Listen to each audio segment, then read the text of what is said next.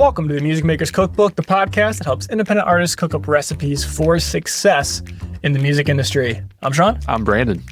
And a quick question, Brandon.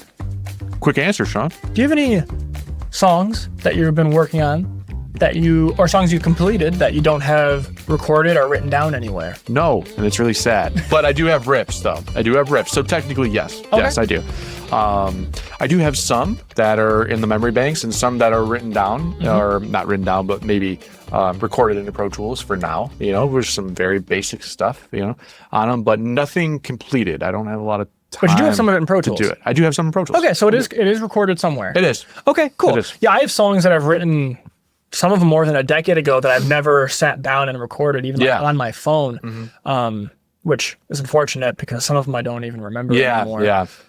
But some of them I do remember, and I really like them, and I want to develop them down the line, but I don't have any sort of recording of them, which, by the way, this question extends out to you guys watching. Do you have songs that you've written or composed that you don't have recorded or written down anywhere?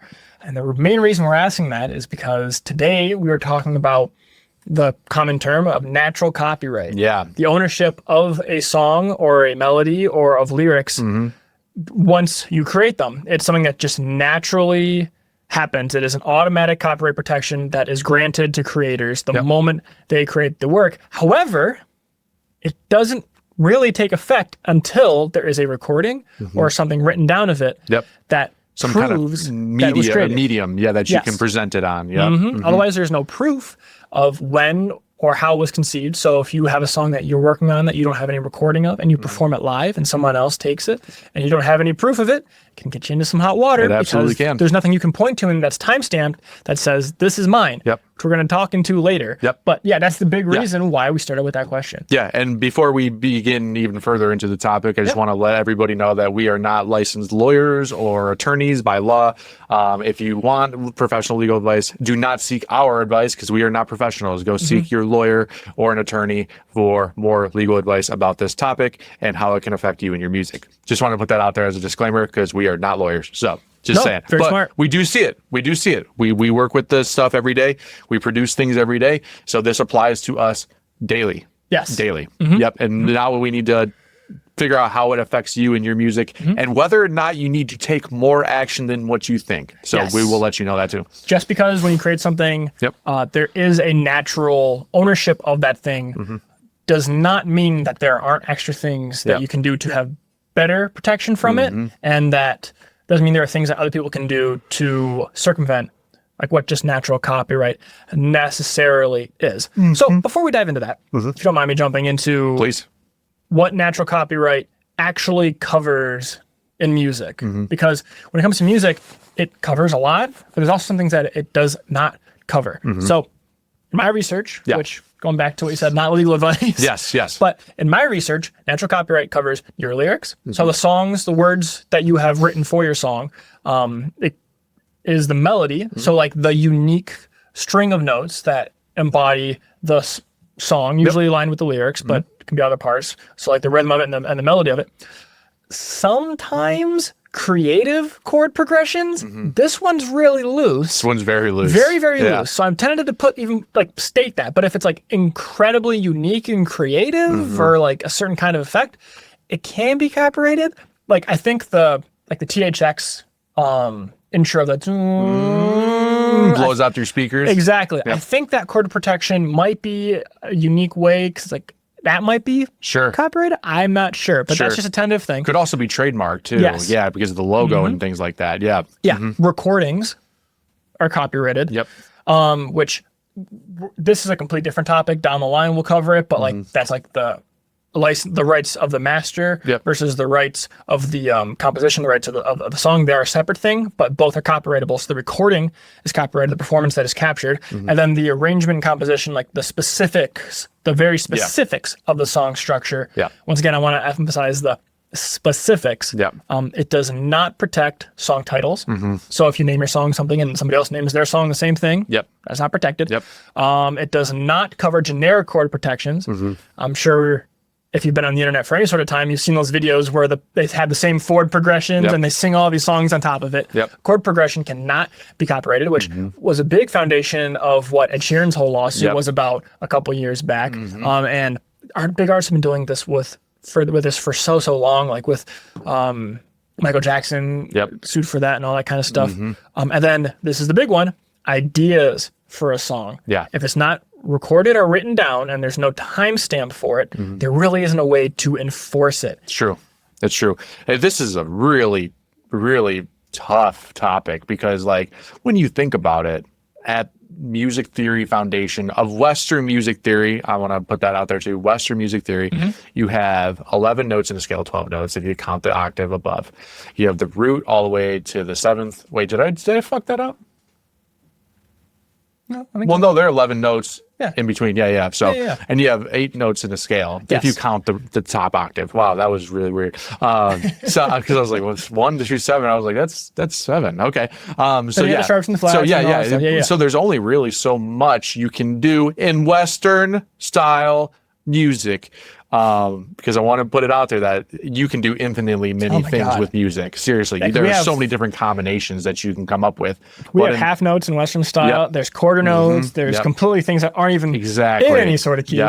Yep. So you are bound by the laws of theory at some point. So therefore, there will be replications of that sound somewhere along the line, whether it's a chord progression that goes from 4th to 5th, chord progression goes from root to 3rd. It's copied somewhere. You cannot protect that, right? Yes. People are going to use it. You might have noticed this with song titles on Apple Music. You search up your favorite song, something, 25,000 different songs pop up with the same exact title. You cannot copyright that.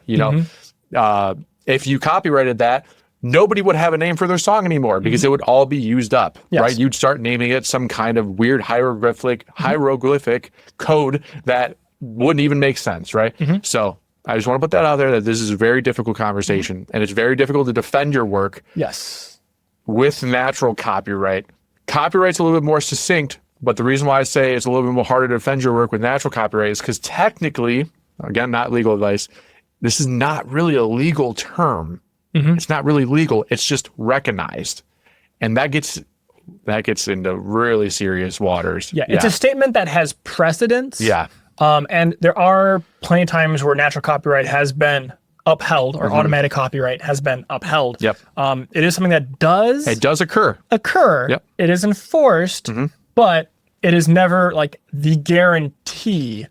Without like extra steps like registering it with if you're in the United States, with the U.S. Copyright Office and actually formally submitting saying, I own this is mine, document it so that it can be recalled back upon that I own this and this is mine. Exactly. Which is why we say natural copyright does not cover ideas because there is no way to back up the claim of, no, this is mine. I totally wrote this in 2015. It's like, well, where's the proof? It's just an idea behind otherwise. So if you are able to even just record it on your phone or in a voice memo app, something that can timestamp it. Even just that is infinitely better than nothing. Absolutely. Here's a quick pause to remind you that if you're enjoying the insights of today's episode, please click subscribe or follow us so that you're always in the loop as to what's happening at the Music Makers Cookbook. And if you're loving what we're cooking up, a rating or review helps us reach more independent artists just like you. Thank you for listening to Music Makers Cookbook. Now back to the show. I mean, the reason, sorry for being on the iPad if you're watching me, I wanted to look up the Led Zeppelin Stairway to Heaven lawsuit that happened, this says almost 10 years ago, which is crazy that it happened that long ago. I think the result of it came out in 2020 around there. But basically somebody sued because they had written a very similar chord progression to Stairway to Heaven. And then Led Zeppelin put out Stairway to Heaven after that, right? And it ended up being not even tried or not even seen by the U.S. Supreme Court or whoever was overlooking it. And they ruled in favor of Led Zeppelin because they wouldn't even look at the case. Because the other person didn't have a legitimate copyright to the chord progression. And that chord progression is very unique too. So like that is also kind of murky water because like you hear it. I've heard the comparisons between both. They are very similar. They're very similar. It's tough to dispute. I'm not saying one is right, one is wrong, but they are similar, and it is a unique chord progression, and they still wouldn't even hear the trial because just legal copyright, obviously with through Led Zeppelin, I'm assuming they've gotten that done, right? But any good band would, right, like that, reign precedence over natural copyright. Exactly. Yep. Which is also why I stated that earlier that some unique chord progressions are saved. Like it has to be truly super unique. Yep. And in that regard, if you really want to be sure, you're gonna want to take those extra steps. Yeah, well, just insane that trial happened, and so like I long. said, it took so long, and I've heard the comparisons, and it's tough to dispute at some point where it's like, this is really something. Chords are, as mentioned, with the limitation of Western music, it's so hard because it's all within certain theory to really be like, that is ripped off of that. Like it could, for chords, convergent thinking is just everywhere within it. Yes. Like, this sounds good after this. It's just the way it is. But it's the uniqueness, it's the melodies, it's the words that are a lot more easy to say, like, I used this word with this rhythmic pattern and this rhythm. Right. All Great this point. did was change the key of it. So I own it because I created it. Such a great point, though, because like I was just about to say, we've been saying chord progression a lot, but a lot of that sometimes falls on the rhythmic value of the chord progression too, right? So that's also increasingly important. And guess what? When you're in the legal field and you're hearing these trials, you're not a musician when you hear this, right? You are a legal person, which is great. We need legal people in this world. But unfortunately, you're not really a creative. Maybe you are on your own time. That's fine. But let's face it, a judge, likely not to understand it the same way us musicians might, right? And making that argument is going to be an uphill battle. So it's better to get it legally copyrighted, right? After you release it or whatever the case may be, but just make sure that it's written somewhere. So speaking of which, let's talk about let's do it. What you can do to protect yourself. I just dissed like a whole bunch of lawyers, and I'm so sorry if you're like a musician lawyer out there, but I did not mean to. It's all good. They'll just sue you. Please don't. Please don't. Man. But no, let's just talk about things that musicians can do to protect themselves. Yeah, absolutely. Please don't sue me. Lawyers are nice, as long as you don't. They're nice. That's right. We love lawyers. So even though there is natural copyright that protects you to a certain level, there are extra steps to strengthen your legal right and to prove ownership of the things you create. The very first thing is document your work. And we've alluded to this all throughout this episode so far, keeping drafts, lyric sheets, dated recordings of it. Videos. Use cloud storage, emails, self-mailing if you write it down. Transcriptions. If you have a transcription and you mail it to yourself, so it's dated by a specific time and it goes through the U.S. Postal Service or whatever, so you can say, nope, it was received on this date, it's stamped in the envelope, it's creation of proof. Artists have done that throughout history.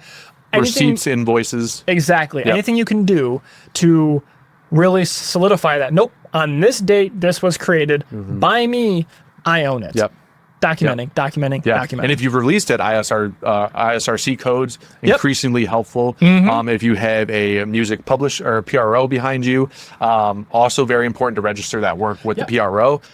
These are very simple steps that you can take to help protect you and your music in case legal issues that might come up. And there's a lot more of them out now, but the government's looking into that for whatever reason. Yes, they are. But the main ones like ASCAP, BMI, and CSAC, once it's registered through there, it's more of a documentation. They timestamp it. It's a trusted performance rights organization. It's a way to, once again, document and strengthen, like you were saying. Use a trusting platform for publishing. Once again, we'll often timestamp and date stamp things. So like YouTube, SoundCloud, Bandcamp. I'm talking about things you can directly upload to, not necessarily going through a publisher to get your own Spotify, Apple Music, like something you can directly post to. These will date stamp your upload. So once it's up there, it says this is when it was there and it's public and it's published. So you can either like make it so it's non-published, like private it, but so it's not out there, but there is a date stamp on it. So it shows, nope, on this day, this recording was uploaded by me, I own it. Yep, absolutely. Yeah. These are all great ways to do it. And if you need to take the next step, right, from natural copyright, let's say you want to be official in the books, and yes, you can pay the U.S. government or whoever your government is, if you're watching internationally, to do a intellectual copy or intellectual property thing called copyright, which is what we're talking about. You can do an actual copyright, a legal copyright. That was a really weird way of saying that. But I think at the moment, I believe it's $50 per work. Might have changed by now. I'm not too sure. I'd have to look that up. I should have looked that up. But yep, you basically just send them the song, say, I want to copyright this. They put a seal of approval on it after waiting for probably a little bit, I would assume. And then you are legally copyrighted, which is great. You have an official document. So you have official proof of ownership. It gives you stronger legal protection because of that legal proof of ownership. And it also gives you the ability to sue for damages in case of infringement. Infringement. So if something does happen down the line, you have this legal, official government document that you can go back to and call from to say, hey, I own this and it was taken. So and you know, you might be exactly. And you might be thinking, for you beat makers out there, how does this affect me in licensing, right? And how I license beats? Well, it affects you massively, because beat licensing, in my opinion, is awful. That is just a terrible industry, but it's a very valid way to make money in the industry. It's just complicated for the artist and producer involved. That's why I always lean towards exclusive rights on things, right? And then that way you don't really have to worry about it as much. Just make sure that you get your royalties if you agreed to that, or if you sold it outright, then you don't own it. That's just as simple as that. Now with licensing, though, that becomes increasingly important to keep track of where the song is at and who owns which kind of license to it. We're not going to get into licensing today. Licensing is extremely complicated, and there are a lot of different licenses out there. I'm just speaking on beat licenses from BeatStars, things like that. I'm not talking mechanical licenses or anything like that. So I just wanted to preference that. Not things like splice or sample licenses or things like that. Yep. So, which if you want us to talk more about in the future, let us know. And would be a really good episode, I think, to touch on, you know. But yeah, you're going to have to make sure that you are up to date on where your song is and where your beat is or whatever, and then see what the copyright process looks like for that, because that's going to be very important. So I just want to make that little caveat out there for producers and beat makers out there, because that is very important to do. Well, it also applies hugely to other genres like EDM. A lot of EDM artists will go out and license a vocal performance. From a vocalist, and a lot of times it's either a certain amount to license it to use their voice on the song, or now the lyricist has a percentage ownership of the music, depending on whatever the agreement is. Once again, always try to lean towards the era of complete ownership of the song, because let's say you use a lyric that is just, hey, multiple people can use this lyric for their EDM track, and you use it, and your song gets pretty, you know, it's your song, it exists, and then somebody else uses it down the line, the same vocal part, and it blows up, it gets bigger, whatever. Copyright claimant systems might say, hey, this person, this is the same lyric as this, so they're going to copyright claim your song, or vice versa. It makes it way more muddy than it needs to be, whereas if you buy an exclusive ownership of that recording, that voice, then you don't have to worry about someone else coming in and making it bigger, or someone else using it, and not being protected yourself. If somebody else does use it, you can say, hey, here's my paper trail. On this date, I purchased it. I own it. And I have exclusive rights. It gives you a leg to stand on to reclaim something. Such a great point, because I want to add on to that, because like if you do get YouTube struck, you know, with a copyright claim, or you do get Spotify struck with a copyright claim, then you will own that copyright and be able to present it to Spotify, because oftentimes, I mean, 99% of the time, these copyright claims are coming from an algorithm that are just detecting similar music, and they will flag your account, and they will flag you and make sure that you cannot monetize off of it, because they're going by the natural copyright of whoever uploaded it at the time. Whoever uploaded it first gets it first. But if you bought the copyright to it, or, you know, I'm talking like our situation right here with like beat making, you know, the sampling and things like that.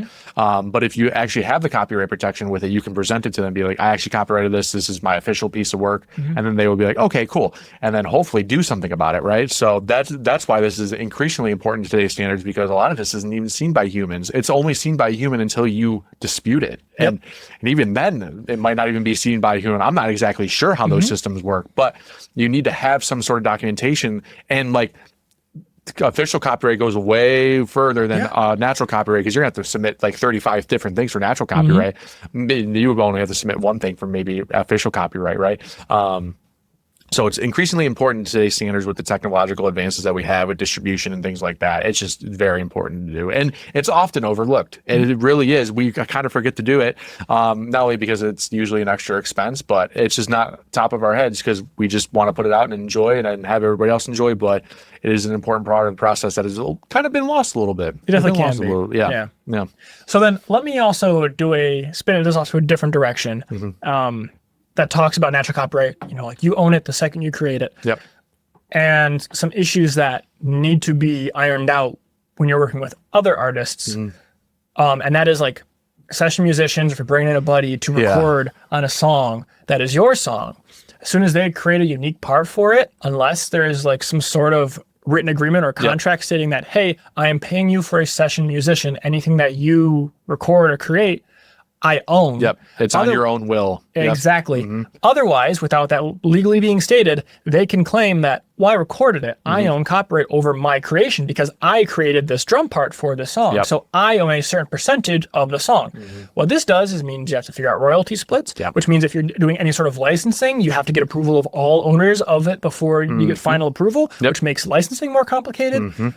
If you want to get other people involved, a lot of times with session musicians, it is very easy. Like they'll have their own sort of contract or something spelled out where I am just here to be a session musician. I perform it. You own it.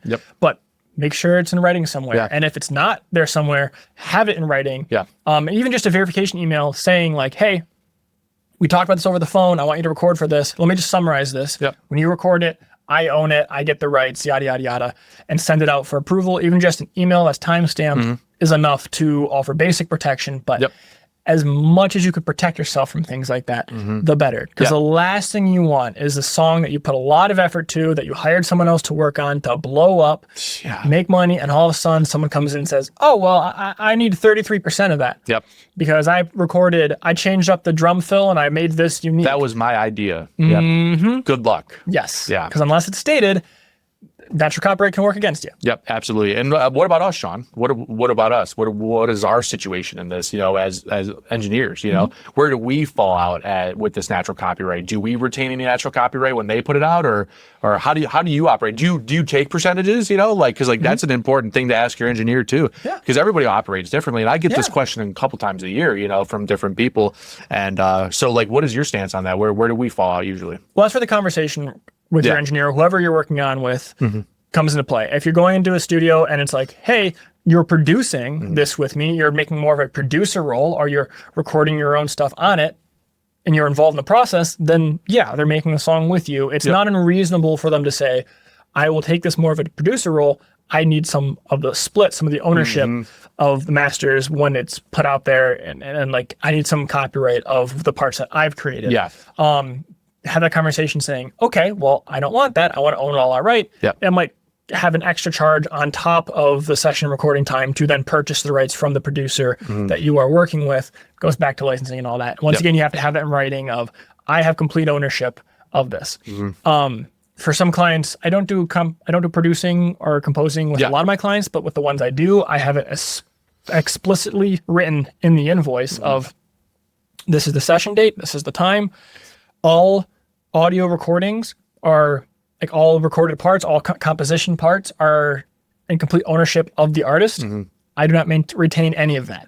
But then there's a premium because of that. We get paid up front for it. Exactly. We're contractors. Yes. And it may be frustrating because I got to pay an extra 200, 500,000, 5,000, whatever the value of what the person is bringing, the prices will vary widely. It may be a little bit annoying to pay that up front when the song doesn't quite have any sort of return yet, but it protects you. It does. And it gives you ownership to get all of the benefit from the song once it's released versus part of it. I operate the same exact way. So I think you said that perfectly. I do a lot more hands-on production kind of stuff too. But I often usually still charge a premium, up front. But is it very rare do I ask for splits ever unless I'm like doing the damn thing, you know? And that takes a lot too, because I'm also hired out to do drums. I'm hired out to do, guitar stuff, and at that point that I'm just a contractor just trying to help out. Music. Exactly. So, maybe I should protect myself more that way, but like I also don't want to infringe upon anybody that way too, so it's like it's a give and take, and this leads us to the big hot button conversation right now that everybody's going through and everybody's watching is how does natural copyright play with AI, and how does AI play with natural copyright? And the answer is it doesn't very well at the moment. Yeah, we don't know. Yeah, we don't have any answers for you on that because we're waiting to hear what those stipulations will be with intellectual property and how AI is able to use it and how you are able to use AIs. Yeah. Weird. Yeah. Really strange. I know there are some platforms where it stipulates that if you pay for this tier and you use any part of RAI in the creation of your song, you must credit the AI as a creator on the song, as part of the creation team, which gets very interesting. Yeah, it's very interesting, especially because that AI most likely used somebody else's creation to create your creation. So do you credit them, or where does it go? This is a massively fucked problem right now. Yeah, because AI learns from actual created art, which is owned by other copyright owners. So how can you credit that when it's creating it off of something else? And there's the argument that people say, well, that's how humans learn too. Yeah. Except humans don't pull directly from it. Right. We spin it and use it as inspiration, but create things that don't exist from it. Exactly. Now, if I did a mashup of 2 songs or 3 songs where it's like I had the drum track from this, the instrumental from this, and the vocal from this song, because they're all this, and like make them all the same tempo and all the same key, and put them all together, make a mashup, something that a lot of people do. They're really fun to listen to sometimes, and you make a mashup. You don't own that. Nope. You pulled from all these other things that are their own. It could be a fair use thing depending on if it's transformative, but as a whole, it's not new. Yeah. And that's what AI is doing, but on a much more complicated scale. So we just don't know. Yeah, that is a mystery to everybody right now. And how that's going to play out is going to be insanely important from here on out. Insanely important. And you're going to have to watch that one. And we'll try to keep you updated as much as possible on our end things too, especially with our shorts that we're trying to do these days. Because this stuff does move fast at some points, and then it's also painstakingly slow. And unfortunately, we're at a painstakingly slow point with this because where do you start? Yeah. Who determines this? And that's going to be a struggle for the rest of music now. So stay tuned. Stay tuned. Not to scare you, but we had to talk about it because it is important in how natural copyright is affected by AI. So, and more artists are using AI as tools within their own music. Yep. And using super AI, cool, super useful. using AI as a tool is great. But then where does it lie?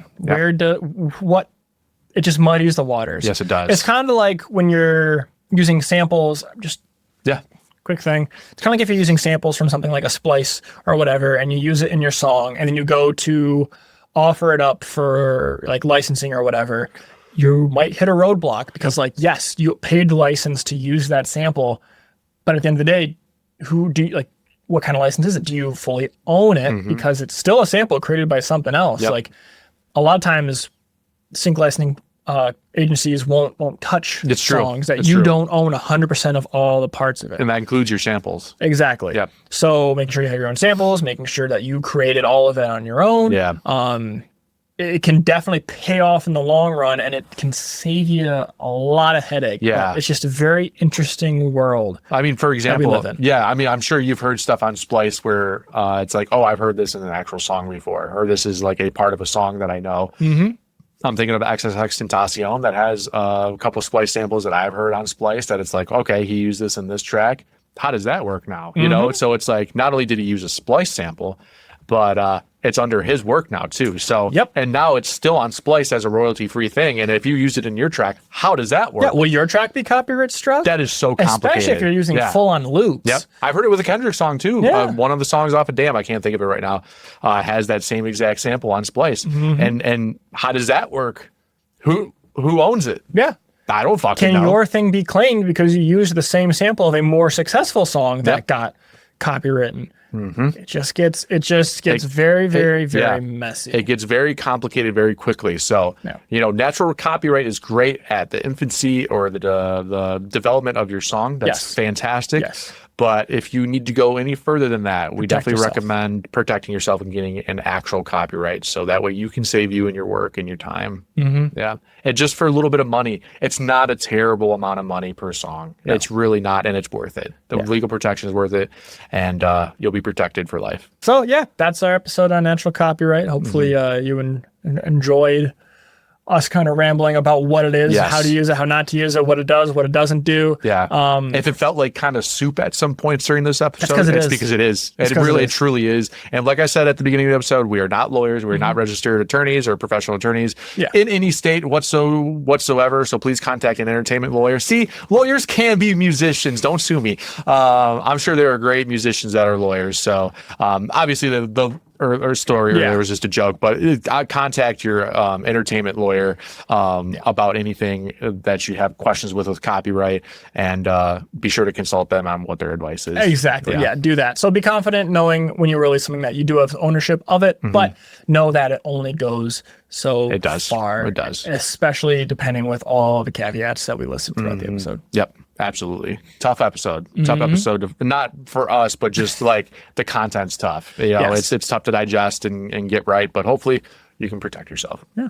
So if you have any questions about some of the different aspects of it, let us know in the comments. We would love to maybe dive further into some more specific especially topics. Licensing and stuff. Yeah. I really want to do a full episode on licensing. Yeah, that one's complicated. It's incredibly complicated, especially since like when it comes to ownerships of the performance rights versus the master rights. Yeah. And then even like you brought up mixing as a studio engineer and whatnot, like what rights they own. Like they own rights to the actual like session. Yeah, right. The mix. Yep. You own the performance, they own the master, but the studio, they can use it in their portfolio. Yeah. They can take like post and how much things out. Does Pro Tools own? Because that goes even further too, because like in their terms of service, I think they can watch your screen or your moves or something. And I know Adobe and it's a licensing thing, right? Too, it's all licenses. So how much do they own? That Adobe one is huge. I recommend you checking out YouTube videos about it, because there are people that explain it way better than I ever could, and it is ungodly interesting. Especially with Adobe using that screen capturing that you sign on for to train their own AI algorithm, which is like, well, crap. Do you even own the moves that you make within the software to create your art? Yep. It's a very weird world. The question is like, do you even own the art if you used Adobe? Do you own that? I don't know. That is insanely interesting to me. It's a very, very weird world. It is very strange. And very strange. Unfortunately, a lot of this is going to be settled in courts in due time. Yep, absolutely. It has to be eventually. Yeah. So it's constantly changing. Yep. As you mentioned, like the one lawsuit you brought up, like there are times where it's like, oh yeah, the artist won this way. And then there's definitely examples where it goes the complete opposite direction. Yep. It just depends. Yep. It's a complicated world. It really is. And technology is only skewing that even more. So I'm sure you've heard multiple times people say, protect yourself, protect yourself, protect yourself when it comes to your music and this industry. Hopefully this emphasizes the whole fact of you do, this is why, and these are all the things that both protect you, can lead to problems, and aside from that.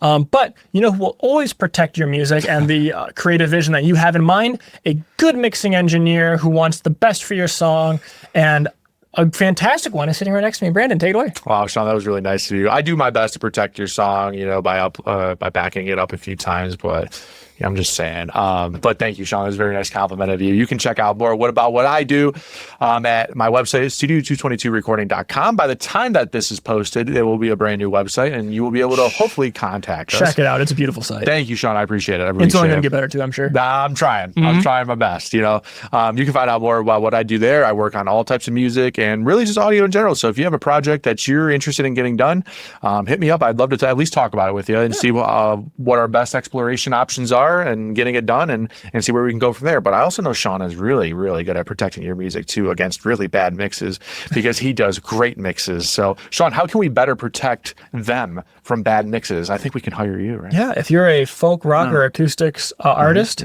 and you want your song remotely mixed and mastered, I'm definitely a guy to protect you from a bad mix and master. You can hit me up at SWS. I never made that mistake before. Wow. At SWS Recordings. I think it's snowboarding.